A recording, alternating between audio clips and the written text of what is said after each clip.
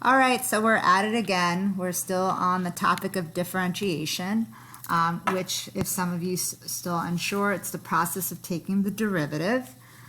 So far, we've learned the power rule and the chain rule, besides the formal definition of a derivative. And I told you, these are the mechanics. This is how we go about finding the derivative given different situations. So if I have a polynomial function, I can go ahead and just do the power rule, and it's very simple to take the to find the derivative. If I have a binomial or a polynomial raised to a power other than 1, it's probably easier for me to use the chain rule. And as I said from the very beginning, there's 4 different ways to find the derivative. And the third one is the product rule. That's what we're going to learn about today. So today's lesson is going to be on the product rule. And the fourth one will come in a couple of days. Okay, so right now, if I gave you this function, find the derivative of y equals, that's a negative x cubed times 3x to the fourth minus 2. Right now, I cannot do the chain rule. Some of you might say, oh, the exponent here is 1, and I'm going to take that exponent and multiply it to the coefficient. But I said something very, very important when I taught you about the chain rule. This term here, if I want it to use the chain rule, has to be a constant. It cannot be a variable. So as soon as I see a variable, I go, I cannot do the chain rule. So now I go, all right, let me see if I can do the power rule. And right now, this is not in the form of me to take the power rule, so because I need to distribute the x cubed in. And in this case, we're lucky. We can distribute that negative x cubed in because this was raised to the first power. If this was not raised to the first power, we'd have to expand and simplify. So in this case, we're going to just distribute, and I get a negative 3x, and we add those exponents to be to the 7th, plus 2x cubed. And now I have it in the form that I can go ahead and take the derivative, and this is an explicit form that y is by itself, so I can just turn y into dy dx is equal to negative 21x to the 6th plus 6x squared. And that's it. I've taken the derivative. And honestly, this would probably be the way that I'd go about taking the derivative if this was given to me and I had a choice.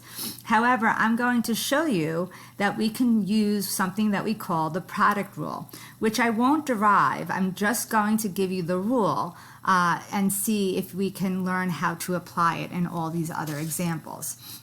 So the product rule sounds exactly what what the word has in it is the fact that it deals with 2 functions being multiplied together. So maybe you can see right here, I have this one function being multiplied to another function. So let's look at the notation of a product rule. If you see here, the product rule, if I give you a function y, and it's defined by the product of 2 functions, and I'm going to call one function f of x and the other function g of x, then I'm asking you, how do we take the derivative? This notation is the derivative of a product. Well, we want to first identify what the 2 different functions are. And then we're going to say that the derivative of a product is equal to the derivative of the first function times the second, not taking the derivative of the second, plus the derivative of the second times the first function. So that seems super complicated, but it's one of these things that I've told you from the beginning. This is just the mechanics. You really want to just learn the steps, and you'll see that the next type of differentiation rule that we're going to learn will follow very similar steps. It's going to be the derivative of the first function times the second function, not taking the derivative, plus the derivative of the second function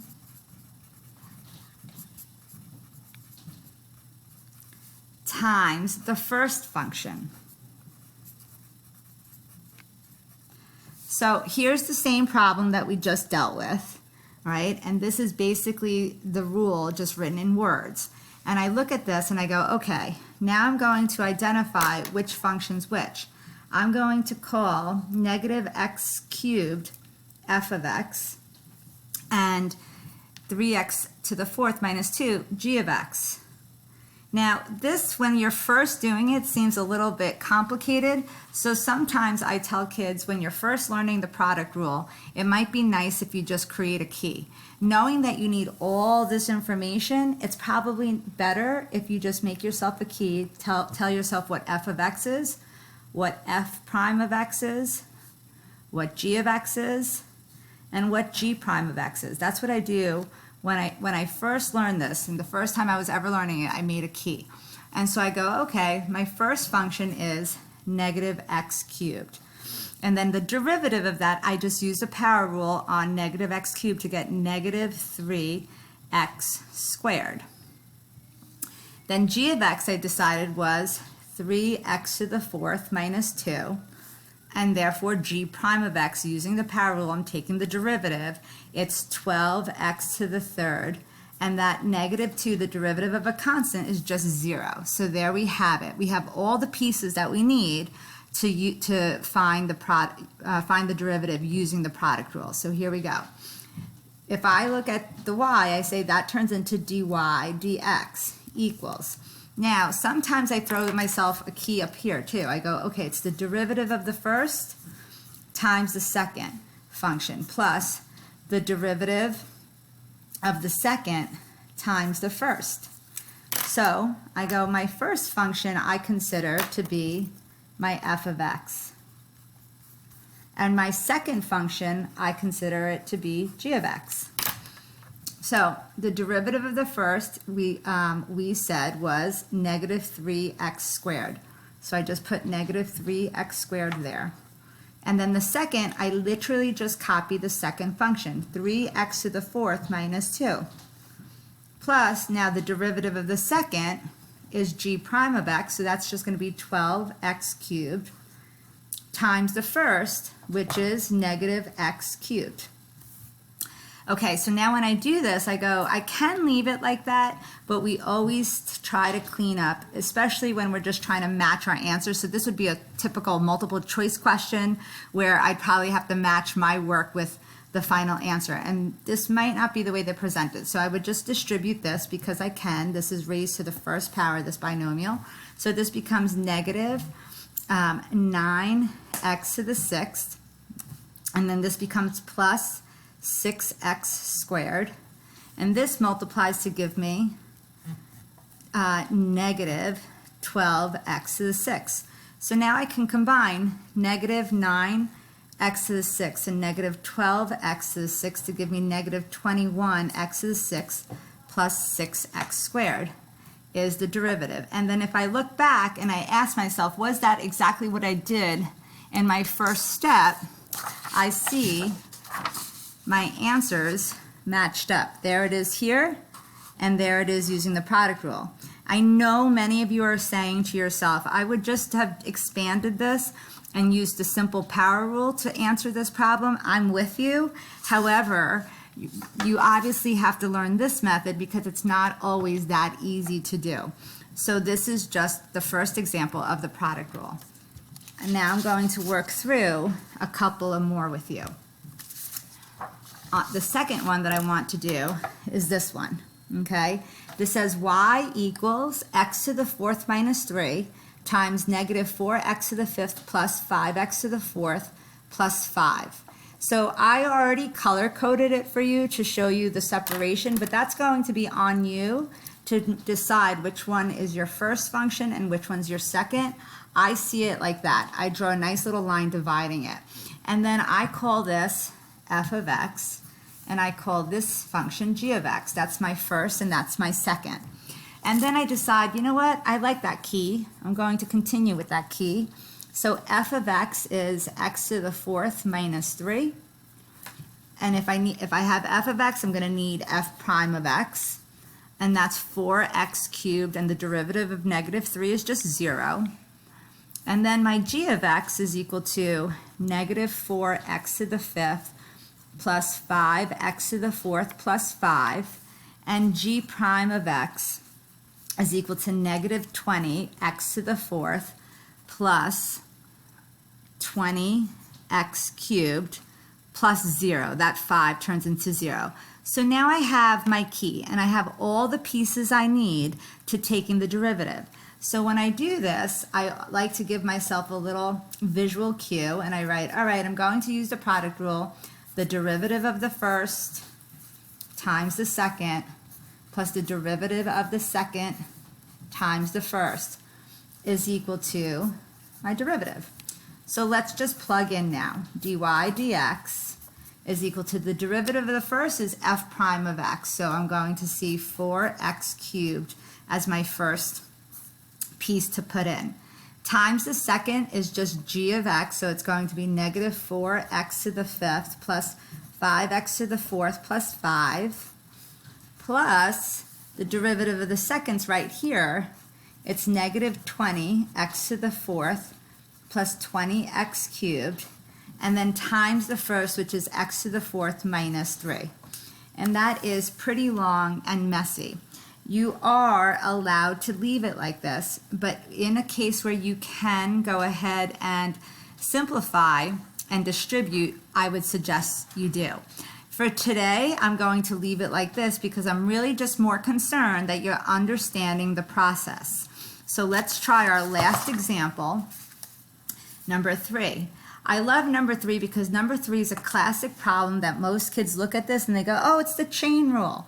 I have something raised to a power other than 1, and I think I'm just going to take that 2 and multiply it in front. But what's the key piece here that's telling me I cannot do chain rule, or I can't only do chain rule, is the fact that I have a variable there. The fact that I have a variable there, I go, this is the product rule. And I draw my little line here to divide my first function with my second. So I've now decided that x alone is f of x, and x plus 2 squared is considered my g of x, my second function. So now when I go ahead and try to do this, I'm going to make my key. F of x is equal to x, and I'm going to need f prime. So the derivative of x is just 1. And then g of x is x plus 2 squared. And then the derivative of g of x is going to entail the chain rule because I don't want to expand this. Here, I can do the chain rule because the coefficient here happens to be 1. So 2 times 1 is 2. You rewrite the inside. You don't touch the inside. You drop this down by 1. And then you take the derivative of the inside. The derivative of x plus 2 is just 1 for the x, and this turns into 0. So that's what my derivative of my second function cleans up to be, just 2 times x plus 2. And again, I could just rewrite that as, 2x plus 4. That's the derivative of the second.